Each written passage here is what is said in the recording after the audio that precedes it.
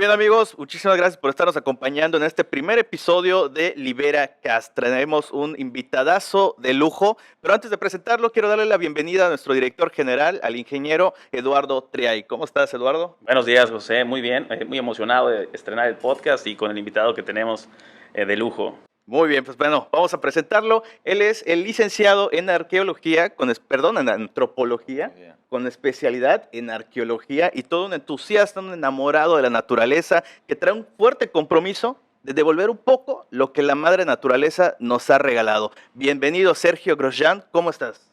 Y lo que, bueno, los políticos nos han quitado también. Gracias. Muy bien, muy bien. Muchas gracias por la invitación. Pues sí, efectivamente, hay que tratar de devolver un poquito a Dios, a la naturaleza, como le quieran llamar, de lo mucho que hemos recibido. Y lo hacemos, bueno, apoyando con un granito de arena al medio ambiente.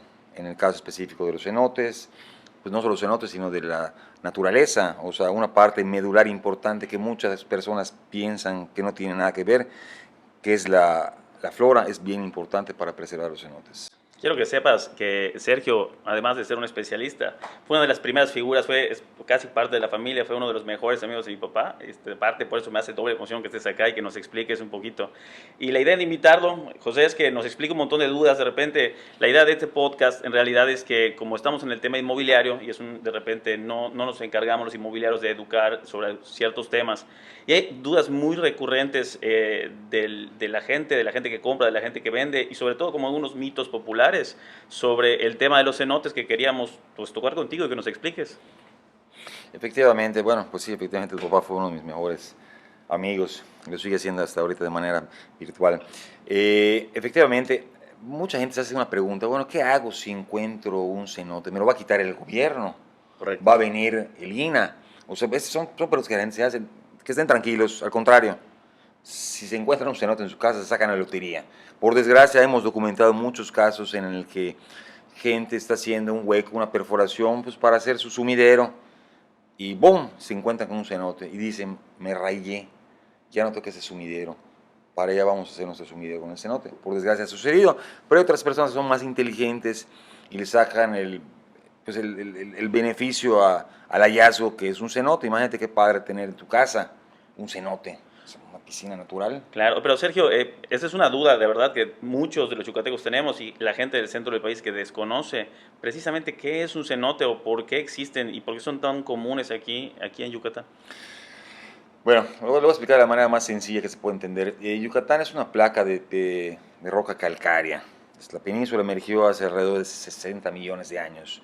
Muchos dicen, bueno, ¿qué tiene que ver el famoso meteorito que impactó hace 65 millones de años? Porque se sigue manejando la hipótesis que este meteoro que en teoría acabó con grandes especies como los dinosaurios, tiene que ver con los cenotes. ¿Por qué? Porque el impacto lo hace en la zona de Xixhulub. Bueno, desde mi particular punto de vista no tiene mucho que ver o nada que ver con la formación de los cenotes, por algo muy simple y sencillo. El meteoro impacta hace 65 millones de años, estamos hablando con información científica. La península comienza a emerger hace alrededor de 60 millones de años, estamos hablando de 5 millones de años después de ahí el impacto. En lo que sí tiene que ver aparentemente es con lo que se le llama el anillo de los cenotes, que realmente no es un anillo de cenotes porque tenemos cenotes fuera del impacto y dentro del impacto. Por ejemplo, Quintana Roo no tiene absolutamente nada que ver con este impacto. ¿Por qué? Porque está en otra zona completamente, y en Quintana Roo se han detectado, se han logrado mapear el sistema más grande de todo el mundo de cuevas inundadas. Hay alrededor de 600 kilómetros de cenotes interconectados de una u otra forma. En Yucatán son diferentes los cenotes, son más aislados, no son sistemas largos. Digo, agrado que el cenote más largo que hasta ahora registrado es el que se ubica aquí en el sitio arqueológico de Tzibizaltún, cenote Xilacá, que mide 1.2 kilómetros, o el que está en el aeropuerto, que mide 700 metros. De allá en adelante no hay nada más que se haya podido documentar más extenso. Bueno, pero regresando al tema, la península comienza a emerger hace 60 millones de años. ¿Cómo emerge? No es que no se haga así, no. Son corales, empiezan a crecer, descomponerse, y así van creciendo. Y eso lo podemos ver. Ustedes van a un banco de materiales, o en muchos sitios, de repente escarbas y ves que hay conchuela. En las piedras que hay conchuela. Bueno, esta es la mejor evidencia de que la península emerge de esa manera. Bueno, emerge la península y bueno, es una placa de tierra calcárea, una placa kárstica, como se le denomina científicamente, entonces, que está formado por carbonatos de calcio. El agua de las lluvias trae ácido carbónico, aunque en bajas proporciones, que corroe el carbonato de calcio, y poco a poco se van formando los cenotes. De repente se ha documentado que ¿cuántos cenotes hay en Yucatán?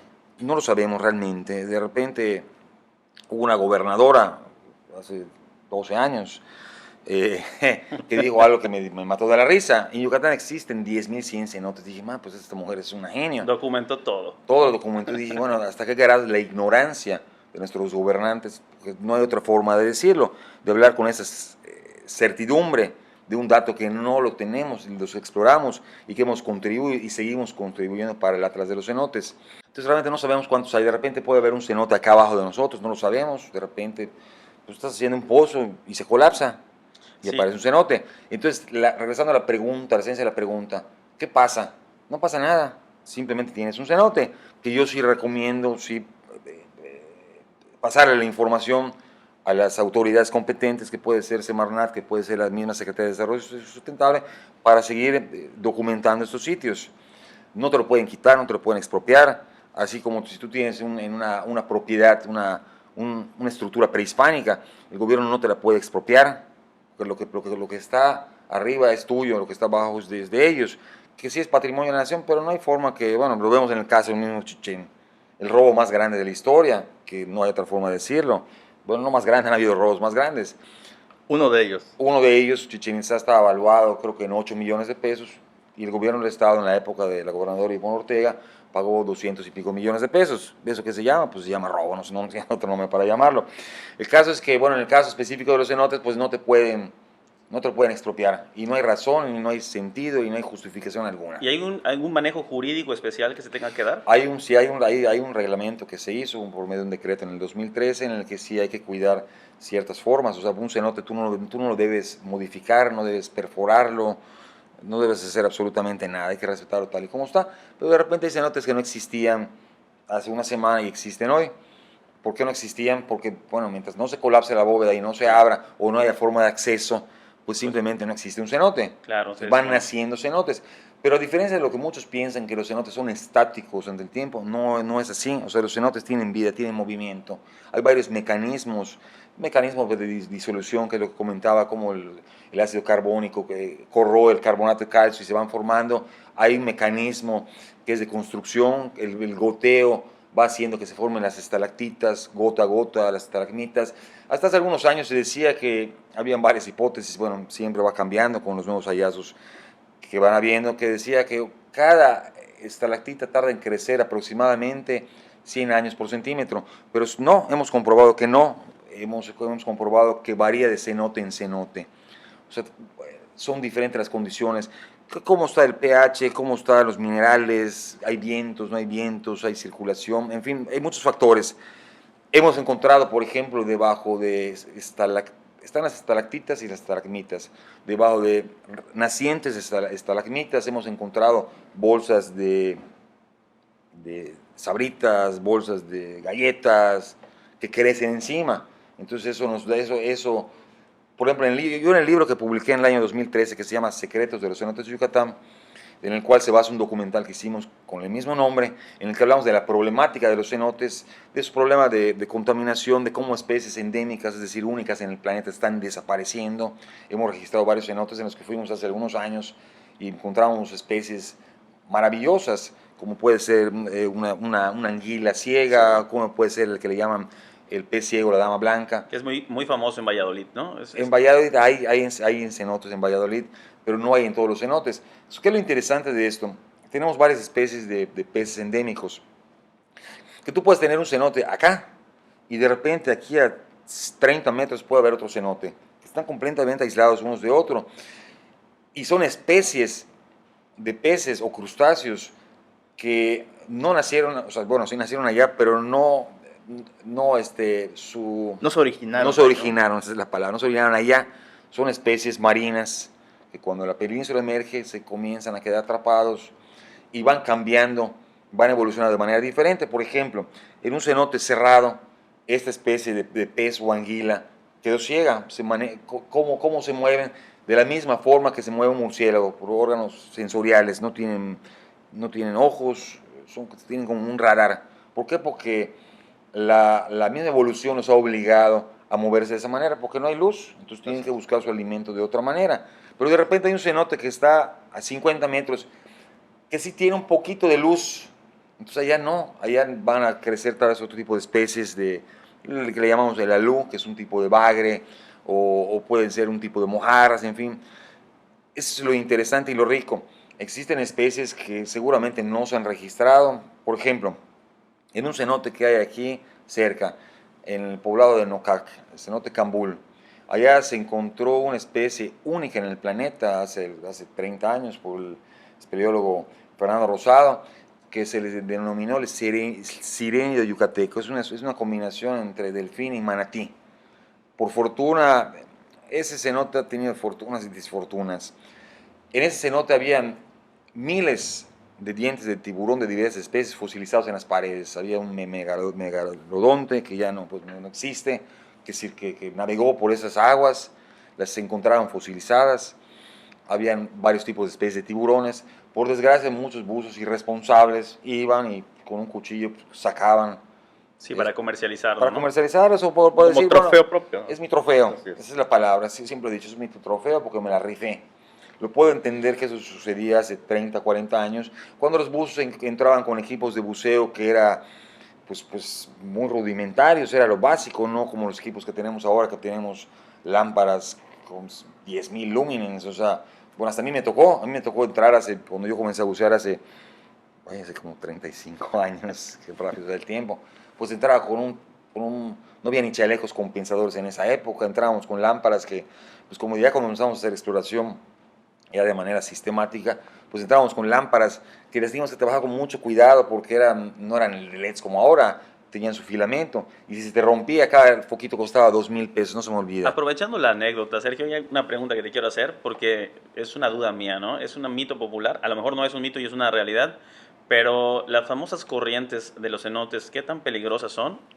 Porque de niños nos dicen que Claro. son peligrosísimas, pero la realidad es que nunca hemos tenido pues, una explicación pues, cierta del mito de las corrientes. Es una excelente pregunta. Existen corrientes en los cenotes, pero son imperceptibles, o sea, no existe. Para mí es común llegar a explorar un cenote y que en el poblado te digan, no, fíjate que aquí se cayó Don Chumín. Correcto. Nunca lo encontramos, pero su sombrero apareció en un cenote que está aquí a 2 kilómetros. ¿Y cómo? La corriente se lo llevó. Eso es muy común, o como decir, aquí brilla algo, porque aquí hay un tesoro. Son cosas comunes que nos encontremos acá, cenote que vamos. No, realmente eso no sucede. O sea, de hecho, la única vez en la vida que yo he podido ver una corriente fue en un cenote en la zona de Cusamá, que se veía la corriente superficial y decía, esto es increíble, ¿cómo puede ser? No es normal. No es normal porque la misma ciencia lo demuestra. Hay un gradiente casi cero, partiendo el agua de las lluvias. Vamos a comenzar. El agua de los cenotes, ¿de dónde provienen? Es exclusivamente de las lluvias. No hay otra forma que se abastezca. Viene bajando del sur y finalmente acaba en el norte. Digo, eso puede ser una explicación muy larga para explicar por qué hubieron las inundaciones. Pero bueno, viene bajando del sur y de repente acaba en la costa, en la ciénaga, o acaba en el mar. Hay ojos de agua en el mar. Existe, que es relacionado con lo que comentábamos del impacto del meteoro, una hipótesis que, bueno, todo parece indicar que sí es real. Con el impacto se forma, diríamos que como una serie un río subterráneo, que una parte acaba en la zona de Celestún y la otra parte acaba en Silam. Para allá son los grandes afluentes de agua que vienen bajando. Pero bueno, no todo el agua se va para allá. Esa es una explicación de por qué comienzan las mareas rojas. Es tan amplio el tema. ¿Por qué comienzan las mareas rojas comúnmente? Y eso lo publico en mi libro hace 8 años, 7 años. ¿Por qué comienza en la zona de Xilam? ¿Y por qué comienza en estas épocas? Porque cuando vienen las lluvias hay una gran arrastre de materia orgánica que se va hacia esas partes, sobre todo la parte de Xilam. Sale el agua, mucho nutriente, las algas empiezan a alimentar, mueren, se descomponen y es cuando vienen las oleadas de la marea Roja. la marea roja. ¿Ok? Entonces, bueno, regresando a esa explicación, que el único cenote en el que he visto que hay corriente, dije, bueno, esto tiene que tener una explicación científica, no puede ser que este cenote tenga corriente, que yo la estoy viendo, de hecho la documenté, y los demás no tengan. La explicación fue sencilla. Al lado de ese cenote hay un gran pastizal, 50 hectáreas, porque las medí por satélite, donde hay ganado, tienen un sistema de riego y están absorbiendo agua. Entonces, Se está llenando el... entonces, parte del agua que debe fluir de manera natural al cenote, la están absorbiendo ellos. Entonces, el nivel del cenote está un poquito por debajo, entonces por eso está entrando el agua. Entonces, bueno, comentábamos hace rato que antes de Cristóbal, ustedes lo pueden ver en el satélite, Yucatán era un bosque, pero seco, o sea, seco, eso sucede cada año, pero este año en años anteriores ha habido una sequía anormal, anormal. atípica, ha sucedido eso. De hecho, es algo que habíamos platicado con algunos clientes, que los últimos 2, 3 años estamos acostumbrados a que la vegetación siempre sea verde, y sí habíamos tenido un tiempo en donde la ciudad empezó como a pintarse de amarillo, ¿no? O sea, empezó a perder color la vegetación. Exactamente, o sea, hubo una gran sequía y los niveles bajaron de manera alarmante, porque yo lo estaba monitoreando. Esto de Cristóbal y este otro huracán, bueno, trajeron cosas malas, pero pues no es que hayan traído cosas malas, no se están pagando la factura. Y ahí estamos viendo las consecuencias de lo que pasó ahorita en las Américas, no hay otra explicación. O sea, eso es simple sentido común. Si antes tenías una hectárea de verde, había precipitación pluvial, el agua pues cae, se percola, se va al manto freático, entonces tenías una hectárea para absorber esa agua. Usted ya no tienes una hectárea, tienes un bloque de concreto que ya solo tiene 4 o 5 receptáculos que entran. ¿Cuánta agua más quieres que entrar? Esa es por una parte. Y por otra parte, antes había la circulación, estaba libre, agarraba, caía lo que quieras de agua y se iba al mar. Ahorita ya no se puede ir libremente. ¿Por qué? Porque ya están haciendo edificios de 5, 6, 7, 8 metros de profundidad, llegan al manto freático, tapan las venas. Ahí tienes otra gran barrera. Cuando se hace la carretera que va, miro para allá porque para allá está la Para posición. allá a la carretera, sí. De Progreso a Xuchulup, pues se hace una carretera. Eso es un freno, es un dique que evita que haya una circulación natural del agua. Entonces el agua se sigue acumulando, entonces es obvio. Y que sigan construyendo al norte. Ahí van a venir, van a ver la fiesta, lo que pasó ahorita en las Américas. Esto es un juego de niño conforme nos vayamos acercando a la costa. ¿Por qué? Porque a mayor cercanía a la costa, el nivel del manto freático es más alto. Por ejemplo, aquí donde estamos ahorita nosotros, aquí en la Colonia México, el nivel es aproximadamente 6 metros, 6 metros y medio. Te vas más a la costa, pues el nivel del manto freático pues va a estar más cerca, va a estar a 5 metros. Sí, correcto. Y así. Entonces ahorita subió, según datos reportados, 5.20 metros. Entonces en las Américas ya estás, por eso el agua estaba fluyendo. ¿Por qué? Porque ya no tienes circulación natural. ¿Tú crees que para la expansión de la ciudad, o sea, Mérida es un punto en una península de los menos habitados, pero ¿tú crees que existen sistemas o conoces algunos sistemas de vialidades que permitan que el agua filtre? A lo mejor no necesariamente tendrían que ser carpetas asfálticas que bloqueen, o a lo mejor podría haber otro sistema de construcción que no haga edificios que no permitan cierto tipo de estacionamientos. ¿O cuál crees que sea una solución para que el crecimiento haga desarrollos que puedan ser sustentables con las corrientes de los cenotes? Mira, lo que pasa es que estamos en pañales. O sea, diríamos, estamos abriendo brecha. Yo no soy arquitecto, no soy ingeniero, soy arqueólogo. Pero bueno, he estado metido en el mundo subterráneo durante 30 años. Ahorita no te imaginas cuántas personas me llamaron porque tuvieron problemas en sus cenotes. Bueno, los cenotes están de moda ahorita. Sí. Qué bueno. Digo, qué bueno y qué malo en el sentido de que son sitios pues, que eran rituales para los antiguos mayas. Hoy se han convertido muchos en vulgares balnearios. No tengo otra excepción. Pues, ¿por qué? Porque entras, los ves grafiteados, los ves pues, con basura. Ahorita, por fortuna, bueno, ya la gente se está dando cuenta, los posesionarios, los ejidatarios, se están dando cuenta de que puede ser un modus vivendi para su familia. Ya lo están cuidando un poquito más. Yo recuerdo, Sergio, que cuando era un niño era común que los cenotes eran los basureros de los poblados. O sea, Así es. recuerdo el sitiar, cuando mi mamá fue maestra, que era, pues estaba totalmente lleno de basura. Recuerdo los de la colonia que se podían ver, que volteabas a ver, estaban llenos de basura. Hoy sí veo un pequeño cambio en la generación en la que se empieza a cuidar.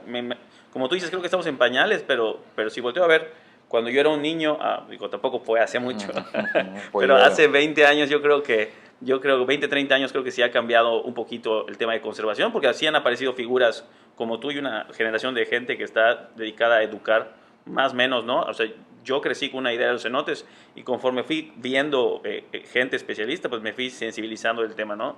Bueno, lo que pasa es que, ¿qué es lo que sucede? Este problema, mira, yo cuando comienzo con la prospección, o sea, comienzo yo desde el punto de vista arqueológico, a hacer prospección para hacer, pues, el Indiana Jones, ¿no? Es decir, pues pensando en encontrar vestigios arqueológicos, paleontológicos, y efectivamente los fuimos encontrando, los íbamos registrando, pero luego regresábamos y nos dábamos cuenta que se los habían robado. Entonces, es una breve descripción de cómo entro, me involucro en este mundo y qué es lo que he visto y cuál ha sido la evolución desde mi óptica. Entonces veo que ya no hay vestigios arqueológicos. ¿Qué pasa? Entonces, bueno, comienzo a hacer un levantamiento, cosa que nunca, bueno, no hace el INAH. El INAH es una bola de parásitos que tenemos asentados allá. Por desgracia, solo el 20% produce. Si tú eliminas del 100% de la planta de los empleados del INAH, y les reto que me contradigan, con publicaciones, del 100% de la planta de lina, tú eliminas el 80%, van a seguir produciendo lo mismo. ¿Por qué? Porque solo el 20% son los que producen. Los demás son una bola de zánganos que solo estiran la mano para cobrar. ¿Pero qué tiene que ver el lina con todo esto del agua y la contaminación? Sí tiene que ver, tiene mucho que ver. ¿Por qué? Porque los principales promotores del saqueo de manera indirecta son los empleados de lina. Y hablo específicamente del caso de Yucatán. Comenzamos los exploradores a hacer hallazgos arqueológicos y de repente pues lo quería reportar a Lina y no, y de repente venía y levantaba la mano uno de Lina, no, eso es patrimonio de la nación, no lo pueden tocar, no, si no estamos tocando, estamos reportando, no, los podemos meter a la cárcel, empezaron con amenazas, ¿por qué? Porque necesitaban ellos los créditos, o sea, necesitaban ellos levantar la mano para decir, ¿y dónde está ese cenote? No digas nada, no divulgues. Entonces los exploradores decían, bueno, pero ¿por qué no lo puedes decir? No, ¿por qué no lo puedes decir? ¿Por qué? Porque ellos, por su oficio de parásitos, no tienen producción académica, entonces se necesitan nutrir como parásitos de lo que hacen otros. Entonces, de esa manera fueron asustando, espantando a los exploradores, hasta que finalmente pues dejamos de reportar los hallazgos arqueológicos.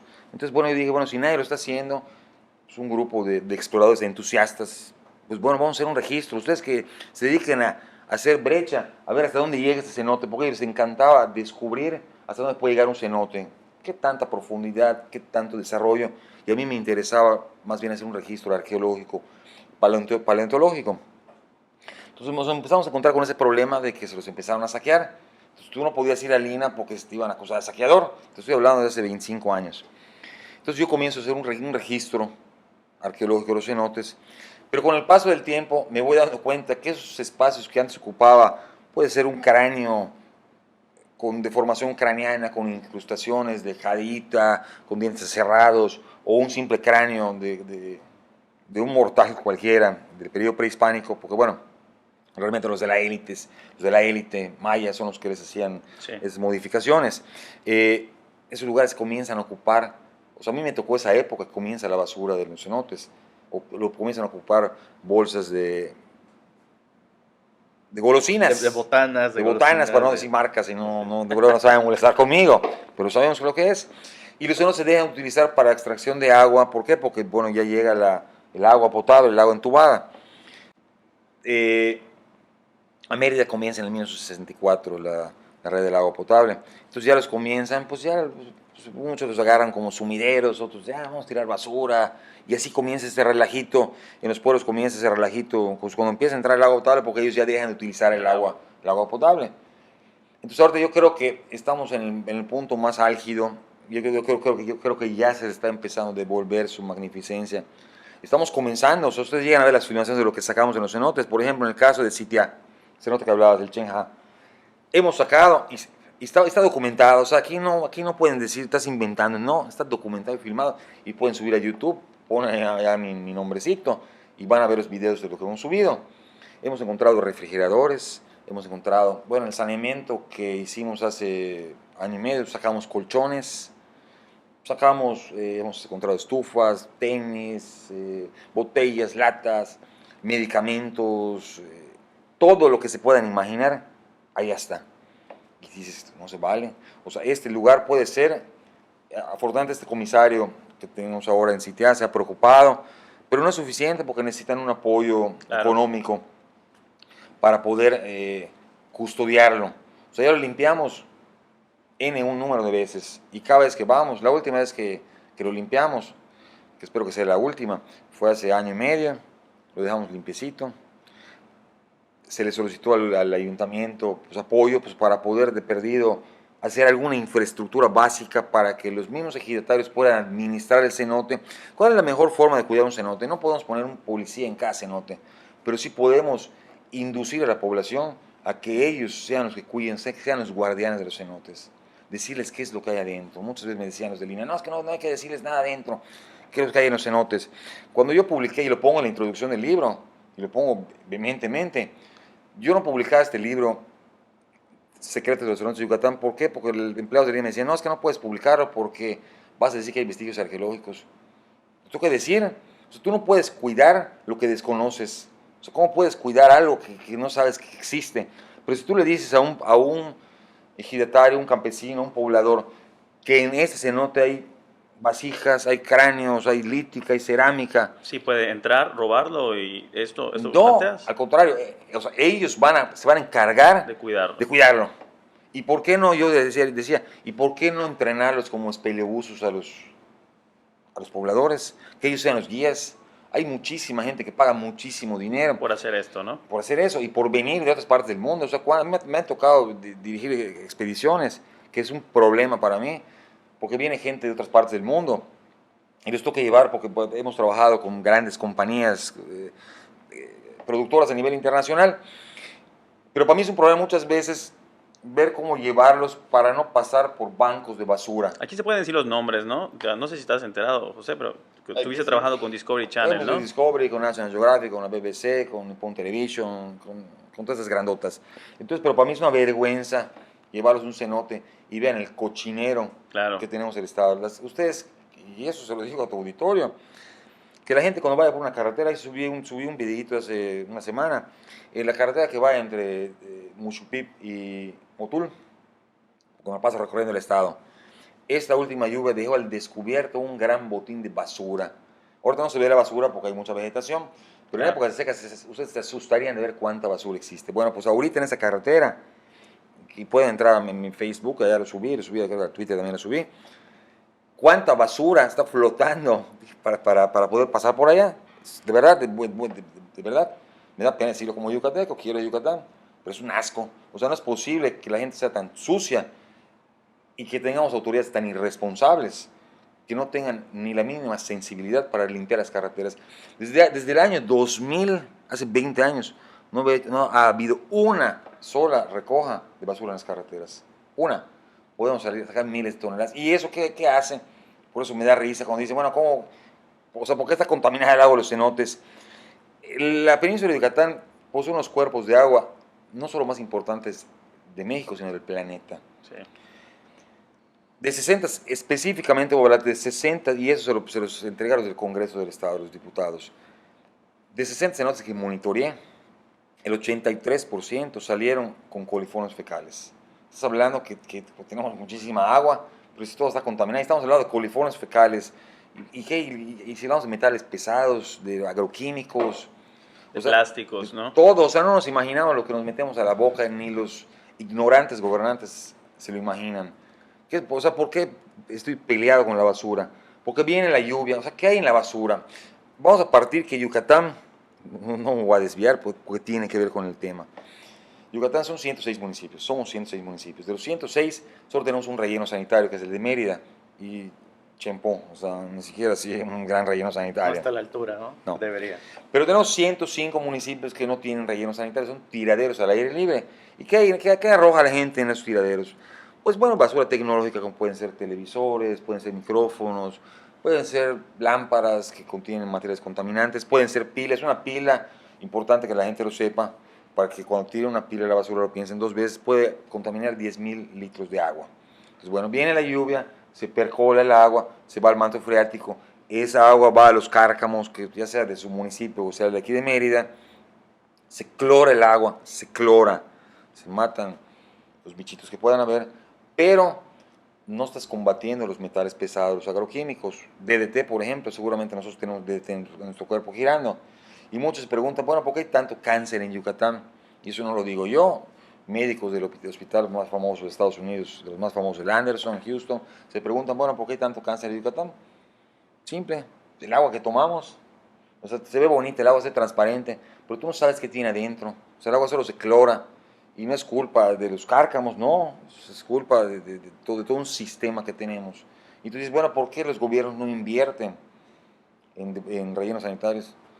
Pues bueno, en simple sentido, como no les interesa, no son obras que se vean, mejor te voy a pavimentar otra vez Paseo de Montejo, voy a inventar que gasté 10 millones, porque eso es lo que reporta la prensa, gastaron 10 millones de pesos en arreglar el paso deprimido. O hacer museos de... Siglo XXI. O hacer museos que están abandonados, como el que hizo la gobernadora que tuvimos, el que está aquí en Yaxcabá, que obra negra, se botaron no sé cuántos millones, o invirtieron 2.000 millones de pesos en un estudio para el tren Bola, como decía Cholo, que es el tren Bola, es ridículo lo que dijo esa mujer. El aeropuerto internacional de El Chichén aeropuerto. Itzá. Y así así no nos podemos gastar.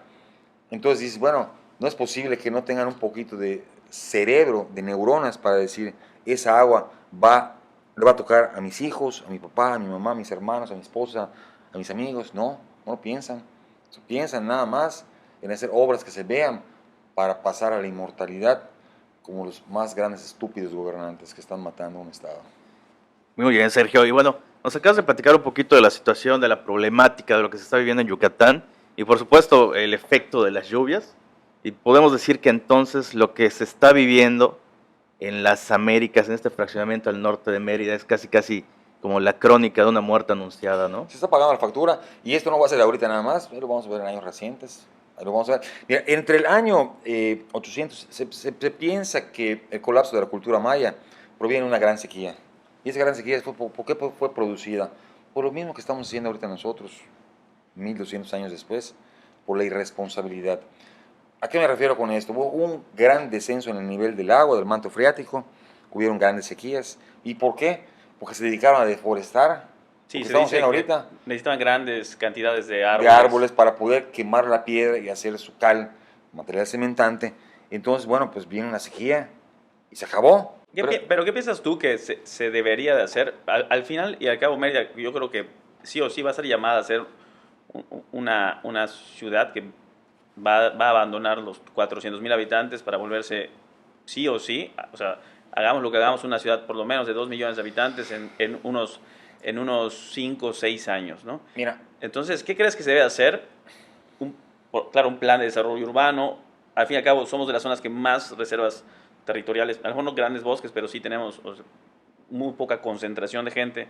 Pero ¿qué crees que deberíamos de hacer para que toda esta gente que sí va a llegar, pues no sea un efecto tan grande? Entonces, ¿le ves alguna alternativa a esto? bueno, pues, para comenzar, no tiene por... O sea, para comenzar, vamos a comenzar al principio. Nosotros somos más de 1 millón de habitantes. Sí. Ya tuvimos un problema del agua. ¿Qué va a pasar cuando Mérida tenga 2 millones de habitantes? Que a este ritmo y a esta manera tan irresponsable, repito una vez más, de promover el Estado, se destape la violencia. Pero la ciudad no está preparada para tener el crecimiento que está teniendo. O sea, no tenemos un plan de desarrollo municipal ni estatal. Y empezar a organizar, a reorganizar A los municipios, ¿no? esta fiesta mal planeada. Una fiesta mal planeada. O sea, ha habido una gran deforestación, por eso tenemos... Mira, tú acuerdas, cuando hablamos de chavitos, o sea, de chavito, ¿cuándo utilizas un aire? Nunca, por favor. Cuando pusieron aire en la cantina Leoncitos, a la que iba con tu papá, por cierto. Legendaria, por cierto. Sí, yo me quejé. Y tú y yo hablamos hace poco, cuando estudié la carrera, hace 25 años, o hace 25 años. Me quejé con el dueño, con William. Oye, ¿por qué vas a poner aire? No tiene chiste que hay una cantina con aire. No, es que nos están pidiendo algunos de fuera. No, la cantina tiene que ser sin aire, porque haya calor. Me quejé. Ahorita no puedes tener una cantina sin aire, por favor. Imposible. ¿Por qué? Porque la sensación térmica puede ser que tengamos la misma temperatura, posiblemente, pero la sensación térmica es diferente. O sea, antes llegaba el viento, aquí la Colonia México hace 40 años eran enequinales, hace 40, 45 años. Ahorita no, Y, o sea, llegaba el viento, llegaba fresco y refrescaba. Ahorita no, llega el aire que tiene que atravesar toda la ciudad, llega hirviendo. Entonces dices, pues no, pues yo tengo que vivir con aire. Entonces, bueno, si se sigue promoviendo el Estado de esta manera, o sea, ¿por qué no hacer un Estado en el que las construcciones sean de calidad? ¿Por qué crecer de esta manera tan acelerada, desorganizada? O sea, ¿cómo era Mérida hace... Tu papá me contaba, digo, yo no quiero aspirar a que lleguemos a eso, pero en tu casa, en la Avenida Reforma, nos sentábamos, me dice, como estaba chavito, yo estoy hablando hace 50 años, nos sentábamos a contar cada cuánto tiempo pasaba un coche. Yo de chavito salía a patinar en las mañanas, estoy hablando hace 35 años, a patinar a Paseo de Montejo. O sea, ahorita con la pandemia recordé mi infancia. Así fue. Recuerdo mi infancia, salía a fotografiar, salía a filmar, salía a documentar cosas como era el Mérida de antaño, que debería ser siendo así. Ok, no podemos frenar el crecimiento, pero no podemos crecer de esta manera tan acelerada. O sea, ya hay horas pico. O sea, hay de repente colas. Tú vienes de Megabalcones a la Fuente de Montejo, porque para mí se sigue llamando y seguirá llamando a la Fuente de Montejo. Y la cola llega de la Fuente de Montejo hasta la 60.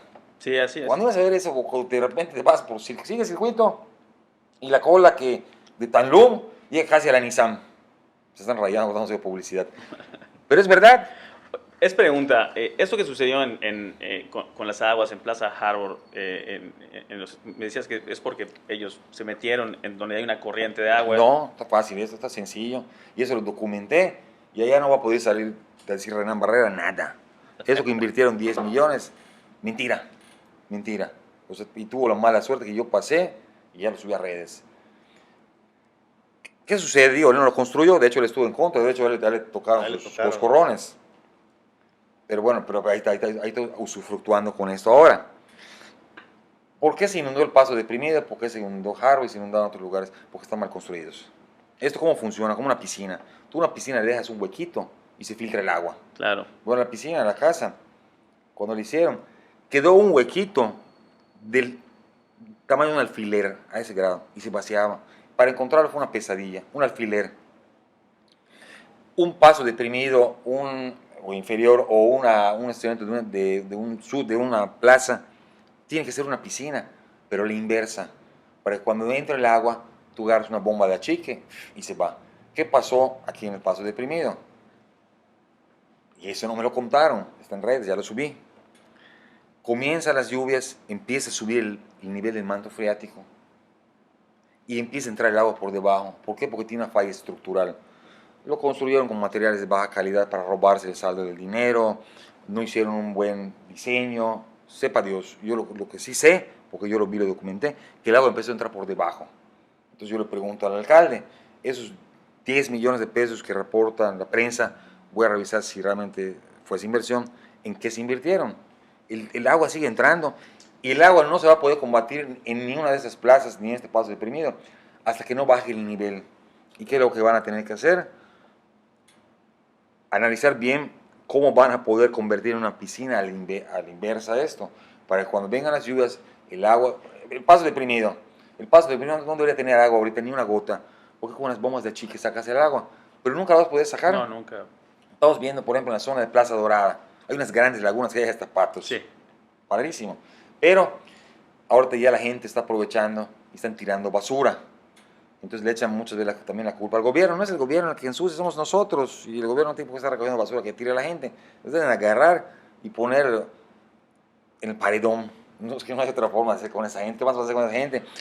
O sea, hasta que no baje el nivel del manto freático a su normalidad, pues no van a poder, no se puede hacer nada. Puedes meter pipa, lo que quieras. Sergio, ¿tú participas en campañas de concientización, en educación cívica, en Sí, algunos de repente, proyectos de ese tipo? pues sí, me invitan a las escuelas a dar charlas o cuando vamos a los saneamientos, bueno, tratamos de hablar con la comunidad, con los comisarios, con el alcalde, con la gente, hacerles ver el potencial que puede tener ese sitio, utilizándolo de manera obviamente responsable y cuáles son los contras de contaminarlos. Por supuesto, digo, tratamos de poner nuestro granito de arena y hablar, levantar la voz, es lo que todos tenemos que hacer y es lo que me da coraje, que todos en redes son muy habladores, como decía Humberto Eco. las redes sociales le han dado voz a una legión de idiotas. Es una realidad. O sea, todos hablamos ahorita sí en redes, pero ¿quién realmente cuando hay que actuar, quién actúa? Pocos son los que actúan, los que dicen, bueno, voy a hacer algo, hay una marcha, vamos unidos a la marcha porque estamos en contra. No, todos nos escondemos tras una cámara.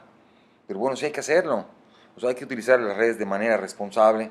Y yo creo que, bueno, con una persona que al día podamos convencer de la problemática, las cosas van a cambiar. A mí me sorprendió una entrevista que me hicieron hace algunos meses, me sorprendió que tiene más de 500,000 visitas, en las que hablaba precisamente de la problemática del crecimiento de Mérida. Yo pensaba que, digo, me agarré de madruguete a José Luis Preciado, tampoco se lo esperaba. Yo pensaba que la gente no se daba cuenta del grave problema en el que estamos metidos, del crecimiento tan exacerbado de la ciudad.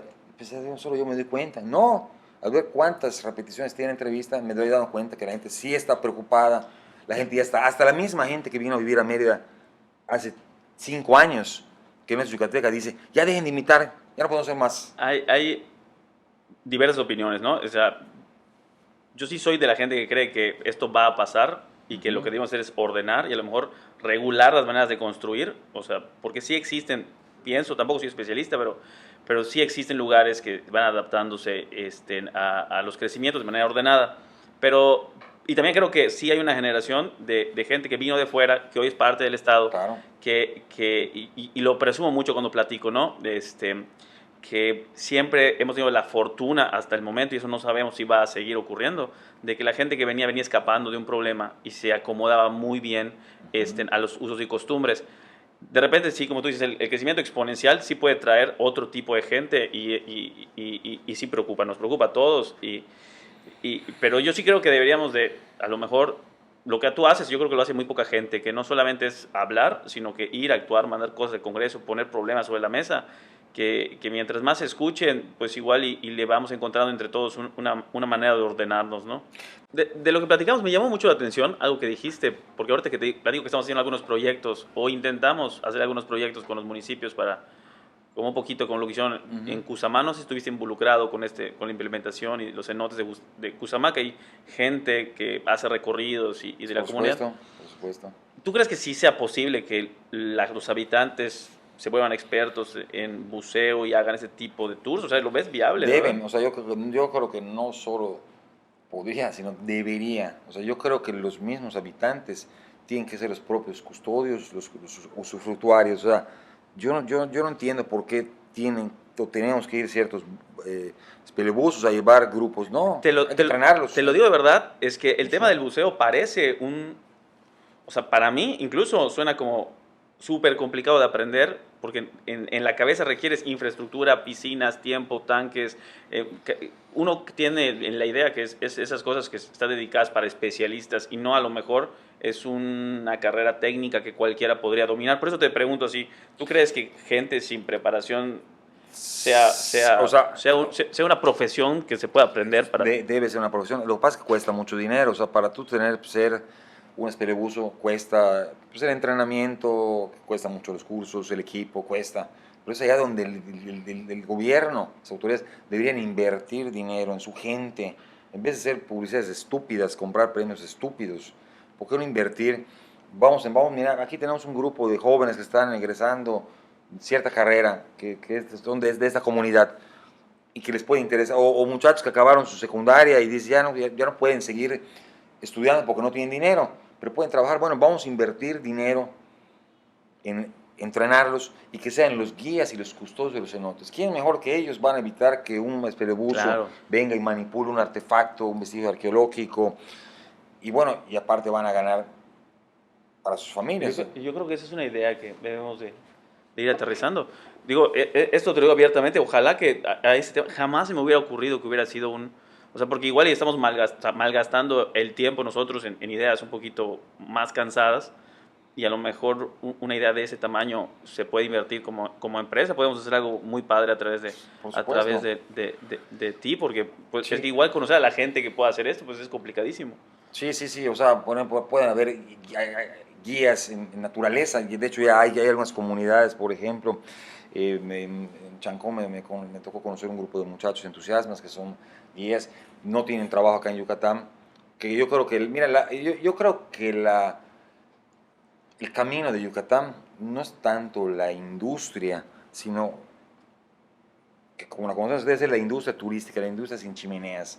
O sea, tenemos cenotes, o sea, Yucatán tiene la capacidad de convertirse, siempre lo he dicho, en la meca mundial del mundo subterráneo. Tenemos miles de cuevas, miles de cenotes, tenemos muchísimas especies endémicas de aves, Reptiles. mamíferos, reptiles. O sea, todo esto, hay gente de todo el mundo que paga por esto, hay gente del mundo que, no sé, incluso príncipes que dicen, bueno, quiero un día pasar un día con un indígena maya y vayan a su casa. Se hace eso, se hace, pero no se le ha puesto en serio. Pero también, como tú dices, se puede colaborar con campañas de concientización. Podemos empezar con esto, concientizar a la gente, concientizar a los que nos rodean, empezando por los yucatecos, ¿no? Yo creo que somos los primeros que desconocemos todo lo maravilloso que tú nos acabas de mencionar, el mundo subacuático, todas las cavernas, los senderos que tenemos, la flora, la fauna, y poder retomar esa identidad, ¿no? Porque lo Para dices poder tan fácil, preservarla. Sergio, de verdad, que Es fácil. No, lo dices tan fácil que parecería de verdad que todos... O sea, yo me considero una persona que conoce muchísimo y aún así en esta plática descubrí lo poquito que conozco sobre el tema de cómo funciona, de la fauna y de la flora, ¿no? Oye, Sergio, como empresa, yo creo que parte de lo que queremos hacer es precisamente o sea, darle voz y a gente que quiere hacer las cosas diferentes. Y los foros, de hecho, en los que estamos ahora están abiertos totalmente para que tú puedas hacer cualquier contenido con tu equipo y el Gracias. equipo de grabación también. Es parte de lo que queremos hacer, abrir foros y que este estudio no solo sirva para nosotros y para nuestra promoción de lo que hacemos, sino que también sirva para hacer cambios. Gracias por aceptar la invitación y No, claro. la idea era esta, José. Así es, iniciar, dar el banderazo de salida con todo lo que podemos hacer, con toda la sinergia que podemos unirnos y bueno, empezar en este sentido a trabajar, ¿no? A darle voz a todo lo que tú estás haciendo, una magnífica obra y como bien dices que las redes sociales pues le dan voz a muchos idiotas, pero también le dan voz a mucha gente que nada más les falta ese impulso. Por ejemplo, hay unos jóvenes de suburbios de Mérida, creo que se llaman, que intentan rescatar esa historia del centro de Mérida. Ujú. Entonces, aprovechar esto, unirlo con gente con muchísima experiencia, con muchísimo talento, con muchísima pasión como tú, para poder así provocar ahora sí, si llegamos a la voluntad política y sacudir este tema, ¿no? Hay que llegar a eso. Gracias por tu tiempo, Sergio, de verdad, y mucho gusto. contrario. Sabes que eres casi como la familia para mí. Igualmente. Muchísimas Llame gracias. Josué. Excelente, así es. Y bueno, ya en otra ocasión platicaremos sobre las anécdotas de las cantinas. Yo creo que esa la podríamos hacer in situ. Hay que hacer esa. Esa hay que hacerla in situ, ¿no? Así Sí, hay que Pero, hacerla pero tú traes unos invitados especiales para ese día. Sí, está surtido. Así Surtido es. rico. Bueno, gracias. Muchísimas gracias.